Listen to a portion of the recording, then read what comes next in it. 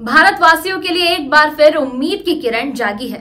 नमस्कार, मैं भावना और आप देख रहे हैं न्यूज 18 हिंदी ओरिजिनल्स। भारत का महत्वाकांक्षी मिशन चंद्रयान-3 एक बार फिर से एक्शन मोड में आ सकता है। पिछले 15 दिनों से चंद्रयान-3 का रोवर प्रज्ञान और लैंडर विक्रम स्लीप मोड में है।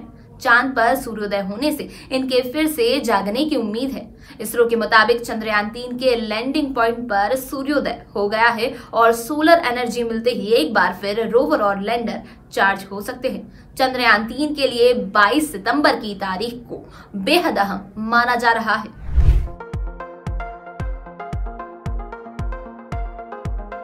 आपको बता दें कि चंद्रमा पर 14 दिनों तक धूप और 14 दिनों तक घना अंधेरा होता है। इसरो ने चंद्रयान-3 की लैंडिंग दक्षिणी ध्रुव पर कराई थी, जहां पिछले 14 दिनों से सूर्य अस्त था और सोलर एनर्जी ना मिलने की वजह से रोवर प्रज्ञान और लैंडर विक्रम डिस्चार्ज होकर स्लीप मोड में चले गए थे, जिससे रिसर्च का काम बंद हो गया था। इसरो से मिली जानकारी के मुताबिक चंद्रमा के दक्षिणी ध्रुव पर सूर्योदय हो गया है। अब चंद्रयान-3 के लैंडिंग पॉइंट यानी कि शिव शक्ति बिंदु पर सूर्य की रोशनी आने का इंतजार है। चूंकि रोवर प्रज्ञान और लैंडर विक्रम सोलर एनर्जी पर बेस्ड है, ऐसे में सूर्य की रोशनी मिलते ही रोवर प्रज्ञान और लैंडर विक्रम चार्ज होकर एक बार फिर से एक्टिव मोड में आ सकते हैं और इसरो दोबारा कम्युनिकेशन साध सकता है। इसरो स्पेस फ्लाइट ने अपने लेटेस्ट ट्वीट में कहा है कि शिव शक्ति बिंदु पर सूर्योदय होने की उम्मीद है और जल्द ही विक्रम और प्रज्ञान को उपयोगी मात्रा में सूर्य का प्रकाश मिलेगा।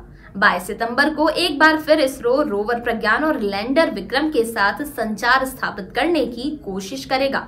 संचार की कोशिश करने से पहले रोवर और लैंडर के एक निश्चित तापमान से ऊपर गर्म होने का इंतजार होगा। आपको बता दें कि भारतीय अंतरिक्ष अनुसंधान संगठन ने 2 सितंबर को जानकारी दी थी कि 22 सितंबर के करीब विक्रम और प्रज्ञान एक बार फिर से एक्टिव हो सकते हैं। चूंकि सोलर पैनल को उपकरणों में ऐसे पोजीशन पर लगाया गया है कि 22 सितंबर को सूर्य की रोशनी सीधे उस पर गिरेगी। अगर इस दिन उपकरणों को भरपूर मात्रा में सोलर एनर्जी मिलती है तो उनके फिर से एक्टिव होने की उम्मीद है।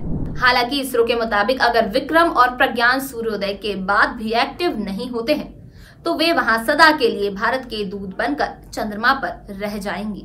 इसीलिए 22 सितंबर की तारीख इसरो के वैज्ञानिकों और सभी भारतवासियों के लिए बेहद अहम है।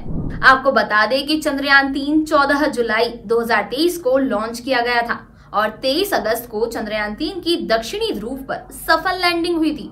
अब तक चंद्रयान-3 कई महत्वपूर्ण उपलब्धियां हासिल कर चुका है। अगर चंद्रमा पर 14 ठंडी रातों के बाद भी चंद्रयान-3 का रोवर प्रज्ञान और लैंडर विक्रम जीवित रहने में सक्षम होता है तो ये देश और इसरो के इतिहास में एक और बड़ी उपलब्धि साबित होगी। चंद्रयान-3 पर आपकी क्या राय है, हमें कमेंट सेक्शन में जरूर बताएं और ऐसी ही वीडियोस के लिए बने रहिए न्यूज 18 हिंदी ओरिजिनल्स पर।